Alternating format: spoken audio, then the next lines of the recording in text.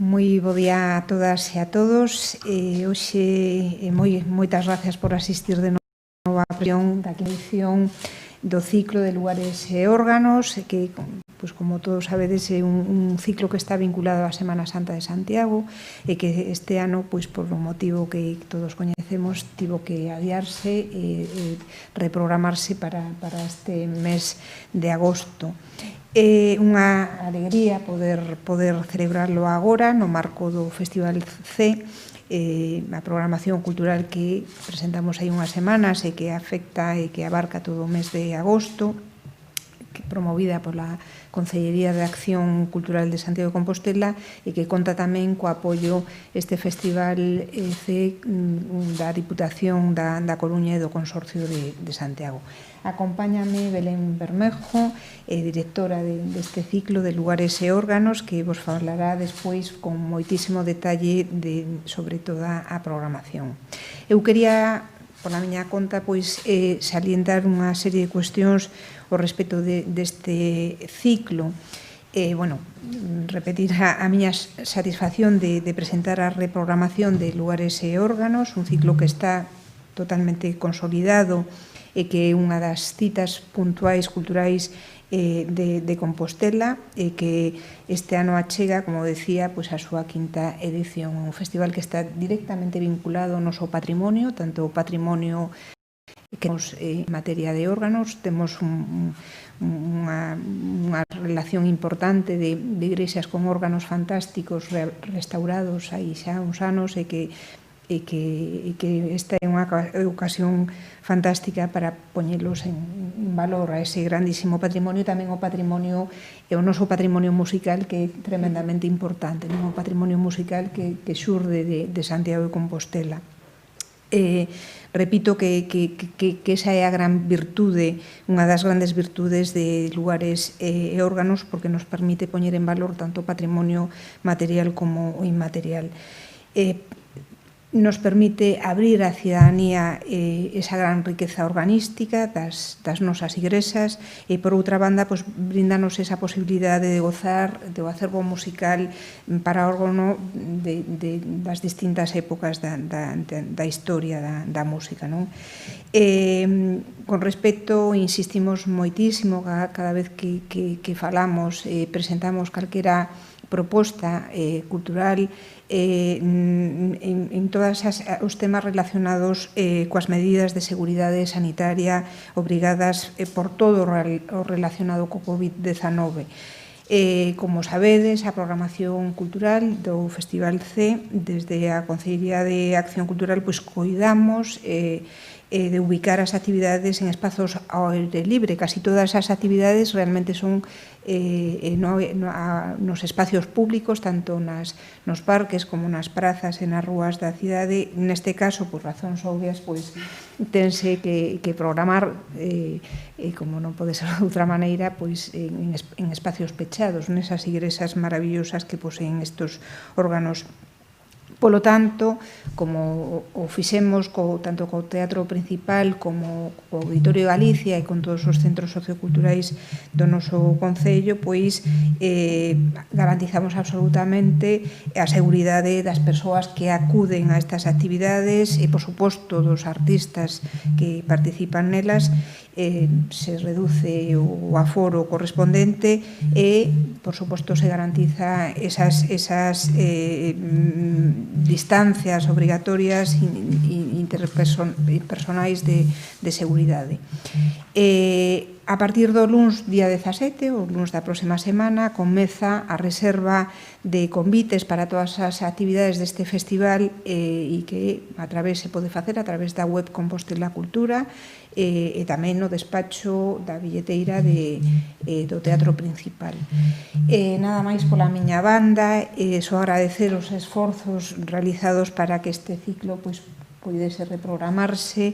Xa estaba todo listo, porque hai que recordar que a Semana Santa producíase xusto 15 días despois do confinamento, e tiñamos todo listo, todos os artistas comprometidos, todos os espazos tamén reservados, gastos efectuados daquela, viaxes e demais, bueno, fomos capaces de reconducir todos, de reprogramarlo. Agora tamén, polo que vai contar Belén, estamos un pouco condicionados porque sabedes que hai algúns países que pecharon as súas fronteiras, e aí no caso do concerto da 30, pois hai dúas persoas que non van a poder viaxar, pero bueno, temos o organista que cambiará de programa e ofrecerá seguro pois un magnífico concerto, non? Nada, Belén Bermejo, eu tive a oportunidade de traballar moito con Belén Bermejo dende a universidade en moitos proxectos, unha garantía de calidade de traballo e pois vai a explicar en detalle pois todo o que ten que ver con a programación de lugares e órganos. Pois moitísimas grazas, Mercedes. Pois presentamos esta quinta edición adiada do mes de abril e reprogramada. Esta quinta edición, non sei se o dixeches ti, do 20 de agosto ao 1 de setembro, é o período no que se reprograma todo aquilo que estaba previsto para a Semana Santa. Bueno, por suposto que todo isto se fai grazas a un insente esforzo por parte da Concellaría de Acción Cultural do Concello de Santiago, tamén de todas as formacións e artistas e colaboradores que readaptaron as súas axendas para estar aquí no mes de agosto ou setembro e readaptaron tamén os seus conceptos musicais e artísticos para poder estar agora baixo as medidas desta nova normalidade, non? Que nos impón pois eso, distancias de seguridade, medidas de seguridade extraordinarias, e iso obrigou naturalmente pois a readaptar tamén os conceptos artísticos, pero coa boa disposición dos propios protagonistas foi posible chegar ata aquí, e para min tamén un enorme prazer que este ciclo se poida, a pesar de todo, levar a cabo neste 2020. A programación dun ciclo de órgano é unha cousa bastante complexa, porque hai que pensar que só se pode facer ali onde hai un órgano, non son bens mobles no sentido de que se podan trasladar á rúa, ainda que nós facemos os nosos esforzos con ese apartado de órganos sai á rúa para que tamén as actividades se espallen pola cidade, pero os órganos están onde están e, polo tanto, ten certa complexidade de organización. Tamén é certo que as propostas artísticas se fan sempre para órganos concretos, ou ben son producións especificamente concibidas para facerse nun órgano desta cidade, ou ben adaptadas ás características dos órganos da cidade, que son diferentes entre eles e tamén cos do resto de outras cidades ou o resto do mundo. Polo tanto, sempre hai un proceso de adaptación que require un esforzo extraordinario de concepción dos diferentes programas, o que é de agradecer ás distintas formacións que participan de edición en edición. Temos 9 citas neste ano, con concertos, actividades de programación expandida ao longo da cidade, incluso a grabación dun programa de radio. A programación musical propiamente dita comeza o día 23 cun concerto na igrexa da Universidade, co concerto das donas. A programación comeza o 20, pero a primeira actividade musical de concerto é o día 23, o sábado. Na igrexa da Universidade, co concerto das donas, que é unha formación que lidera unha violinista galega especializada en violín barroco, María José Pámpano, que presenta un programa de música de cámara centrado na obra de mulleres compositoras do barroco. O día 26 estaremos de novo na igrexa da Universidade, aí sí que é unha produción propia do festival, un encargo que se lle fixo ao artista sonoro Xoanxil López, galego, que se dedica a todo o que ten que ver coa paisaxe sonora e a investigación sonora, un campo moi experimental. El fixo unha composición específica para o órgano da Universidade, nun concerto onde haberá repertorio, digamos, máis canónico de música para órgano, misturado con esta composición de Xoanxil, Organ Escape, e todo será interpretado por un dos grandes organistas moi coñecedor do órgano ibérico, que é Andrés Cea, que xa estivo no programa e repite nesta ocasión. O domingo 30 sería o concerto do FANEIC Project, do que falaba Mercedes, donde surdiron dificultades por as restriccións que están impoñendo algúns países para viaxar a España, e que aínda non temos claro se dúas das persoas que actuarían nese concerto poderán viaxar ou non. En calquera caso, o organista comprometeuse, pasase o que pasase, mentras non pechen fronteiras definitivamente, comprometeuse a que estaría aquí. Trátase do proxecto FANEIC, que é un proxecto que naceu coa vocación de interpretar as músicas que se reflexan no políptico de Gante, na obra de Van Eyck, sobre todo o órgano que se contén nese políptico. Polo tanto, a música xira arredor da época de Van Eyck. O programa, en calquera caso, seguiría xirando arredor desa música que sería interpretada polas persoas, polas figuras retratadas teóricamente nese políptico, e a través dun órgano gótico que tamén se retrata ali. Polo tanto, faríamos do que é o órgano de San Paio, que é un órgano barroco, faríamos un órgano gótico. Nos retrotraeríamos algúns séculos para interpretar músicas do século XV. Este concerto queda un pouco á espera do que poida pasar. Ademais, e o último dos concertos, a clausura sería o día 1 de setembro, con Tasto Solo, un grupo fundado por Guillermo Pérez, que é un dos grandes intérpretes de órgano portativo, tamén un órgano medieval. Un concerto que se fará en San Fiz de Solovio, non ten órgano, pero hai o órgano, pon o propio instrumentista, un órgano medieval, portativo, pequeno, cun programa tamén de música dos séculos centrais da Idade Media. Ademais desta programación de concertos, hai outros formatos de concertos que inauguramos este ano, que son as matinés 20 minutos, un espazo de música moi breve, de 20 minutos, donde a característica é que se poderá presenciar o concerto moi cerca do instrumento, moi cerca do organista, todo cerca que as medidas de seguridade naturalmente permiten na actualidade. Estes dous concertos, estas dúas matinés, se prevén para o órgano de San Miguel dos Agros e o órgano das Ánimas.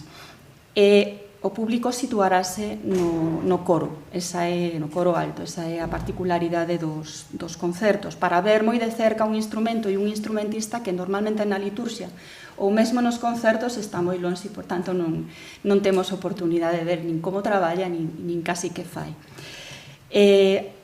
Os protagonistas destes concertos serán Andrés Cea, que xa estará tamén no concerto do día 26, unha persoa moi coñecida na cidade, que é a organista do órgano das Ánimas, María José Cerviño, que ademais é a directora da Academia Berenguela.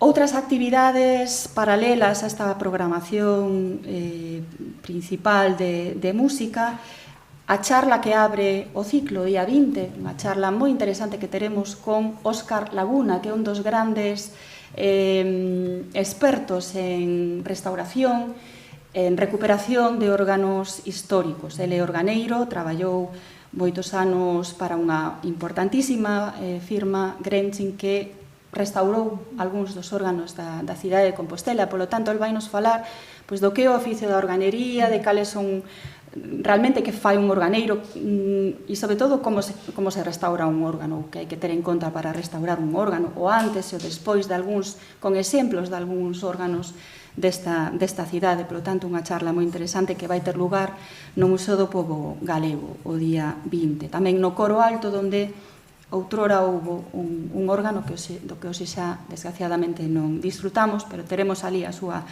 presenza de algunha maneira. Comentaba antes que se gravará un programa emblemático da Radio Galega de divulgación científica, o programa Efervesciencia, que dirixe Manuel Vicente, e que este ano se gravará na Igrexa da Universidade xunto ao órgano da Igrexa, con asistencia do público que desese estar ali. Por suposto, o programa xirará arredor do que é o mundo do órgano, desde o punto de vista da ciencia e da técnica. Teremos, como todos os anos, esa pequena charla con algúns dos protagonistas do ciclo, neste caso Guillermo Pérez, o experto e intérprete de órgano portativo, unha charla informal, onde teremos tamén música ao vivo no establecemento e no cultural Vide Vide. Bueno, xa está nas rúas o órgano da maneira en que nos podemos facelo, que é a través dunha exposición fotográfica en diferentes escaparates e interiores de establecementos comerciais de Santiago, unha exposición fotográfica, como a todos os anos, con órganos da cidade. Tamén neste caso quixemos que estes órganos tivesen ademais unha componente feminina, porque son moitas delas fotos de organistas mulleres que pasaron xa polo festival, porque o oficio de organeiro, de organista, parece que é algo fundamentalmente masculino, cando xa foron moitas as mulleres que pasaron polo noso ciclo. Aí están retratadas nesta exposición. Bueno, pois, pola miña banda, nada máis. Imagino que a edición máis especial, quizáis, non? Por todo o que ha pasado, o reto de redactar. Bueno, o reto de readaptar foi grande, e agora a ver que pasa tamén. Obviamente as medidas de seguridade restrinxen moito, bueno, nunca foron aforos grandes neste ciclo, porque as capacidades das igrexas son as que son, pero nesta ocasión tivemos que, incluso dentro deses aforos limitados, limitalos máis para manter as distancias establecidas pola normativa. Entre público e músicos, aínda que afortunadamente os órganos están suficientemente altos, pero aínda así, cando parte dos artistas están tamén abaixo manter as distancias e as distancias entre espectadores. A asistencia é gratis ou... Si, é gratis, pero hai que retirar... Sí, como se está facendo con todo. Invitación no portal do Concello. de Cultura... Santiago Cultura e no na billeteira. Sí. O importante é que este ciclo é un ciclo de moito detalle, que está, bueno, tanto Belén como Andrés, que está aí atrás oculto, coñecen moi ben as características de cada órgano da nosa cidade, que son características moi diferentes. Falabas de órgano barroco, de órgano ibérico, e cada tipoloxía de órgano, pois, permite un repertorio concreto, non se pode tocar en calquera órgano, en un órgano calquer repertorio, non? Porque responden a momentos da historia da música moi concretos, non? Entón, pois iso permite facer un diseño, unha programación moi singular, moi específica de cada un deles, non? Efectivamente, esta foi a edición máis complexa por todo o que pasou, porque efectivamente Belén xa tiña elaborado e estaba todo pois a piques de comezar cando se parou o mundo, non? E iso pois implicou moito traballo e agora pois felizmente podemos recuperar e reprogramar para o goce da cidadanía deste que estén por Compostela neste mes, non? De agosto. A exposición dos escaparates cando comenta? Xa están repartidos por diferentes establecementos comerciais de todo tipo, tendas de roupa, tendas de viño, establecementos de aquí de Compostela, algúns de toda a vida, moitos deles que xa levan colaborando todas estas edicións con moito agarimo, que nos prestan incluso escaparates enteiros para poñer fotos e darlle o protagonismo que merecen os órganos, non? E estará hasta o final da programación. Bueno, pois... A Mercedes, un par de asuntiños a base disto. As veía que esta semana sabíamos que algo implicado o visado de obras ese tema. Non sei se no Concello sabedes a preocupación do sector, se hai algún tipo de contingencia ou... Sí, a ver, Todo eu creo que é moi obvio, non? Cae porque se paralizou todo durante 3 meses e medio e o que veu despois pois fixo que se ralentizara absolutamente todo. Creo que neste sector, como en calquera outro, pois os datos van a ser parecidos, non? Eu creo que se conseguimos que non se repita a situación, todo se irá normalizando, porque aquí en Santiago tamén temos a fortuna de ter empresas moi consolidadas que están facendo, a pesar da crise, das consecuencias da crise de 2008 e tal, pois seguiron facendo cousas e agora pois todo indicaba que íbamos moi ben. Eu creo que eso non se vai non penso que se poda alterar demasiado, non? Eu creo que é o normal. Calquer outro dato de calquer outro sector, menos os que estiveron activos por razóns tamén evidentes, pois o sector alimentario, sanitario, o resto. Igual que co sector cultural sí que houve reunións con os Sí, e tamén nos tivemos reunións e de feito participei en varias reunións e incluso nun congreso co sector inmobiliario. Tivemos reunións durante todos estes meses, tanto presenciais como con empresarios do sector e a súa perspectiva de seguir. Evidentemente isto non é que fora anecdótico, porque nin moito menos, pero condicionou a actividade do planeta casi, e Santiago pois é unha expresión dese, non?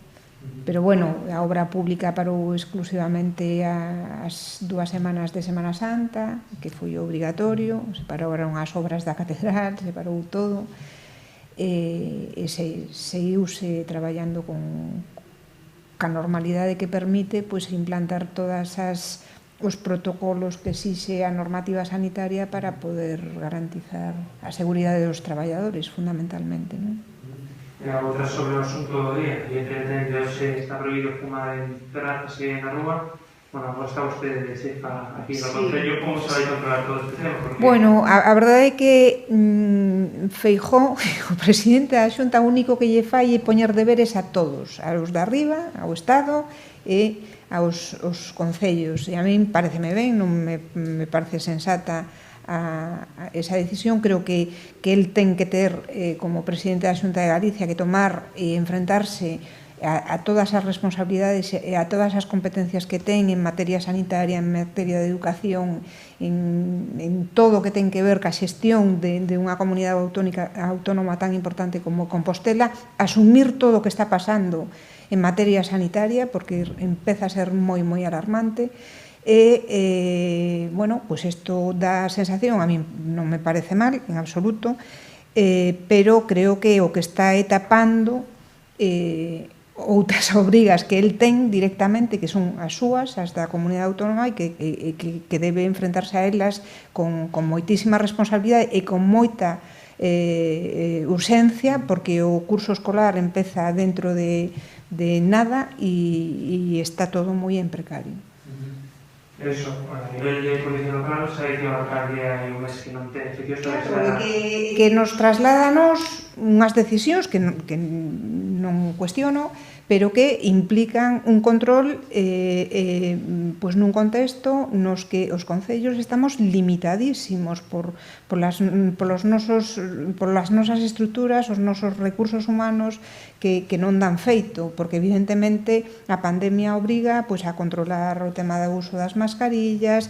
En Santiago pasan moitas cousas, porque Santiago é unha cidade que nestes días últimos, ademais, onde o tempo cambiou, veu moita xente da costa, a parte dos peregrinos, dos visitantes, dos turistas que se achegan a Compostela, e claro, nós estamos pois moi limitados por unhas circunstancias. Non é que a policía non queira, todo o contrario, está moi pendente do que pasa, porque claro, todo isto produce pois concentracións da xente de Compostela pois en parques e xardíns, en pistas de deportivas, e hai que...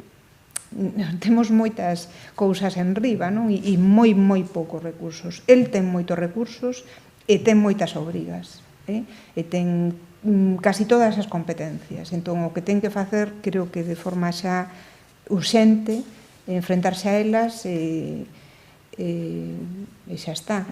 Pero dá a sensación de que todas estas medidas que están tendo moita repercusión mediática e tal, e que non cuestiono e que parecenme correctas, pois que de alguna maneira o que están sendo utilizadas é para tapar o verdadeiramente importante, non? E, por suposto, eu sigo o que digo casi sempre, apelo á responsabilidade individual e colectiva, e política tamén, de cada parte, non? É moi importante que a xente sexa consciente da situación que estamos a vivir, dos riscos que corremos, agora no verán, onde todo se relaxa, nos relacionamos familiar e amistosamente con moita xente, e iso nos obriga, se queremos facelo, a cumprir os protocolos que están establecidos, non? Pois moitas gracias.